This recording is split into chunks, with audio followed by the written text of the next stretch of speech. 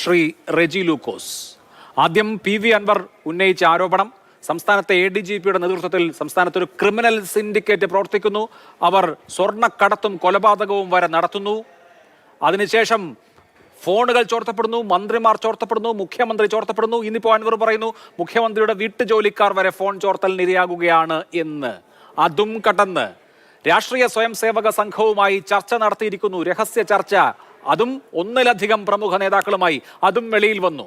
സാധാരണ നിലയിൽ ഒരു ADGPയെ ചുമതലയിൽ നിന്ന് നീക്കാൻ മതിയായ കാരണങ്ങളാണ്, നേരത്തെ തന്നെ ചെയ്യേണ്ട സാഹചര്യമാണ്. എന്നിട്ടും മുഖ്യമന്ത്രി ഇപ്പോഴും എന്തുകൊണ്ടാണ് ഈ MR അജിത് കുമാറിനെ സംരക്ഷിക്കുന്നത്?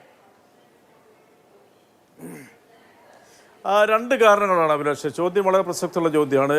ബഹുമാനപ്പെട്ട PV അൻവർ MLA അദ്ദേഹത്തിന് കഴിഞ്ഞ കുറേ ദിവസങ്ങളായിട്ട് നടത്തുന്ന വെളിപ്പെടുത്തലുകൾ ഗൗരവമേറിയതാണെന്നുള്ളൊരു യാതൊരു സംശയമില്ല. ആ ഗൗരവമേറിയാന്നുള്ളൊരു തെളിവ് പിന്നെ നമ്മുടെ പത്തനംതിട്ട SP സസ്പെൻഷനിലേക്ക് വിട്ടതോടുകൂടി തന്നെ അത് തെളിഞ്ഞു കഴിഞ്ഞു. ഇപ്പം രണ്ടാമത്തെ കാര്യം എന്ന് പറയുന്നത് MR അജിത് കുമാർ എന്ന് പറയുന്ന ADGP ക്രമസമാധാന ചുമതലയുള്ള അദ്ദേഹത്തിന് എന്തുകൊണ്ട് മാറ്റുന്നില്ല എന്നുള്ളതാണ് രണ്ടാമത്തെ പ്രസക്തമായ ചോദ്യം. അദ്ദേഹത്തിനെ മാറ്റണമെങ്കിൽ തീർച്ചയായിട്ടും അതിന് ചില പിന്നെ നടപടിക്രമങ്ങളുണ്ട്. ഒന്ന് കേന്ദ്ര കേഡറിലുള്ളൊരു ഒരു ഉദ്യോഗസ്ഥൻ.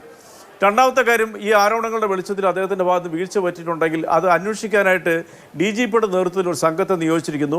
അവരിൽ ഒരാൾ തൃശ്ശൂർ DIG അത് ഒരു തൊടുന്യായമാണ്. ഒരു അച്ചടക്ക നടപടി എടുക്കണമെങ്കിൽ താങ്കൾ പറഞ്ഞതുപോലെ കേന്ദ്ര കേഡറിലുള്ള ഉദ്യോഗസ്ഥനാണ്, അച്ചടക്ക നടപടിക്ക് വേണ്ട നടപടിക്രമങ്ങൾ ഉണ്ടെന്ന് വാദിക്കാം. പക്ഷേ അദ്ദേഹത്തെ സർക്കാർ നിയോഗിച്ചിരിക്കുന്ന ഒരു സ്ഥാനത്ത് നിന്ന്, ഒരു ചുമതലയിൽ നിന്ന് നീക്കണമെങ്കിൽ അതിന്റെ ഒന്നും ആവശ്യമില്ല, ഭരണപരമായ ഒരു തീരുമാനം മതി. ചുമതലയിൽ നിന്ന് മാറ്റൽ ഒരു ശിക്ഷാ നടപടി അല്ലല്ലോ. അപ്പോ ക്രമസമാധാന ചുമതലയിൽ നിന്ന് ADGP അജിത് കുമാറിനെ മാറ്റാൻ താങ്കൾ ഈ പറയുന്ന ഒരു നടപടിക്രമത്തിന്റെ ആവശ്യമില്ല. അല്ല, തീർച്ചയായിട്ടും അതിനോട് ഞാനും യോജിക്കുന്ന ഒരാളാണ്. അത് മുഖ്യമന്ത്രിക്ക് ഭരണതലത്തിലിരിക്കുന്ന ആഭ്യന്തര വകുപ്പിന് അതിൻ്റെതായ ചില പ്രൊസീജിയേഴ്സ് കാണുമായിരിക്കും. അത് നമുക്കൊന്നും ചർച്ച ചെയ്യാൻ പറ്റത്തില്ല. അത് അതിൻ്റെതായ രീതിയിലുള്ള നടപടിക്രമങ്ങൾ പൂർത്തീകരിച്ച് അദ്ദേഹത്തിന് ആവശ്യമായ രീതിയിലുള്ള നടപടികൾ എടുക്കുന്നതാണ് ഞാൻ വ്യക്തിപരമായിട്ട് പ്രതീക്ഷിക്കുന്നത്. കേരളത്തിലെ ബഹുജനങ്ങളും പിന്നെ പ്രിയപ്പെട്ട സഖാക്കളൊക്കെ അത് തന്നെയാണ് പ്രതീക്ഷിക്കുന്നത്. അതിലേക്ക് കടക്കും നിങ്ങൾ ഒരു സംശയം പേരിക്കണം. പിന്നെ മാധ്യമങ്ങൾ വേളം വെക്കുന്നതനുസരിച്ചൊക്കെ ഒരു നടപടി സ്വീകരിക്കാൻ പറ്റുമോ? രണ്ട് കാര്യങ്ങൾ അതിനകത്തുണ്ട്. ഞാൻ പെട്ടെന്ന് പറഞ്ഞു തീർക്കും. ഒന്ന്, പാർട്ടിയുടെ ഭാഗത്തു നിന്ന് വന്ന പ്രതികരണങ്ങളെല്ലാം നമ്മൾ കേട്ട് കഴിഞ്ഞു. പാർട്ടി എന്ന് പറയുന്നത് CPM എന്ന് പറയുന്ന ഒരു രാഷ്ട്രീയ പ്രസ്ഥാനമാണ്. ആഭ്യന്തര വകുപ്പ് മുഖ്യമന്ത്രി എന്ന് പറയുന്ന ഒരു ഭരണത്തിൻ്റെ ഭാഗമാണ്. അപ്പോൾ അതിന് രണ്ടിനും തമ്മിൽ അതിൻ്റെതായ വ്യത്യാസങ്ങളുണ്ട്. അങ്ങനെ ആകുമ്പോൾ പോലും LDFിൻ്റെയും CPMൻ്റെയും നയപരമായ കാര്യങ്ങൾ നടപ്പിലാക്കാൻ ഒരു സർക്കാർ എന്നുള്ള നിലയ്ക്ക് ആ പാർട്ടി നേതൃത്വം കൊടുക്കുന്ന LDFിലെ നയങ്ങൾ പിന്നെ നടപ്പിലാക്കാൻ ബാധ്യസ്ഥമാണ് പിന്നെ ഗവൺമെൻറ് എന്നുള്ള ഒരു വസ്തുത ഞാനതൊന്നും നിഷേധിക്കുന്നില്ല. അതുകൊണ്ട് അതിൻ്റെതായ രീതിയിലുള്ള നടപടികൾ വരുന്നുള്ള കാര്യത്തിൽ യാതൊരു തർക്കവും വിചാരിക്കേണ്ട. പക്ഷേ അന്വേഷണം പ്രഖ്യാപിച്ച സ്ഥിതിക്ക് മുഖ്യമന്ത്രിയെ ഉടൻ തന്നെ കോട്ടയത്ത് വെച്ച് അന്വേഷണം പ്രഖ്യാപിച്ചു. ആ അന്വേഷണം പ്രഖ്യാപിച്ച സ്ഥിതിക്ക് ആ അന്വേഷണത്തിന്റെ റിപ്പോർട്ട് കിട്ടുന്നതിന് മുമ്പ് ഒരു നടപടി എടുത്തിട്ടുണ്ടെങ്കിൽ നിങ്ങൾ തന്നെ ചോദിക്കുക, ഈ മുഖ്യമന്ത്രി എന്തുകൊണ്ടാണ് അന്വേഷണം മുമ്പേ RSSന്റെ പ്രമുഖ നേതാക്കളെ രഹസ്യമായി പോയി കാണുന്ന ക്രമസമാധാന ചുമതലയുള്ള ADGP എന്നുള്ളത് വസ്തുതയാണല്ലോ. അതിനെന്ത് അന്വേഷണ റിപ്പോർട്ടാണ് വരേണ്ടത്? അദ്ദേഹം RSS നേതാവിനെ അല്ലെങ്കിൽ സർക്കാര്യവാഹ് ദത്താത്രേയ ഹൊസബലയെ കണ്ടോ ഇല്ലയോ എന്നത് ഇനി അന്വേഷിച്ച് കണ്ടുപിടിക്കാനിരിക്കുന്ന കാര്യമാണോ? കോവളത്ത് വെച്ച് റാം മാധവനെ കണ്ടോ ഇല്ലയോ എന്നുള്ളത് അന്വേഷിച്ച് കണ്ടുപിടിക്കാനിരിക്കുന്ന കാര്യമാണോ? നേരത്തെ തന്നെ അത് നടന്നപ്പോൾ തന്നെ സ്പെഷ്യൽ ബ്രാഞ്ച് സർക്കാരിലേക്ക് റിപ്പോർട്ട് ചെയ്യുകയും മുഖ്യമന്ത്രിയെ ബ്രീഫ് ചെയ്യുകയും ചെയ്ത കാര്യമാണ്. ഇത് അന്വേഷിച്ച് പുതുതായി ഒന്നും കണ്ടെത്താൻ ഉള്ള കാര്യമല്ലല്ലോ.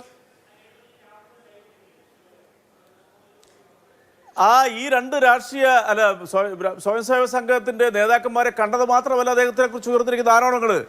PV അൻവർ തന്നെ ഒരു വലിയ രീതിയിലുള്ള 4 or 5 ആരോപണങ്ങൾ അദ്ദേഹത്തെക്കുറിച്ച് തെളിവ് സഹിതമെന്ന് അദ്ദേഹം അവകാശപ്പെടുന്ന രീതിയിൽ മുഖ്യമന്ത്രി കൊടുത്തിട്ടുണ്ട്.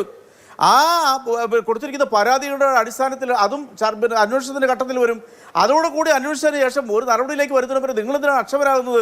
ഇപ്പോൾ ദത്താത്രേയ ഹൊസബലയെയും അതുപോലെ രാംദേവിനെയും കണ്ടു എന്ന് പറയുന്നു. ആ രണ്ട് കാര്യങ്ങളോടും ഒരു കാരണവശാലും ഇടതുപക്ഷ സ്നേഹികൾ ഒരിക്കലും അതിനെ പിന്തുണയ്ക്കത്തില്ലെന്നുള്ള ഒരു സംശയമില്ല കാര്യത്തിൽ.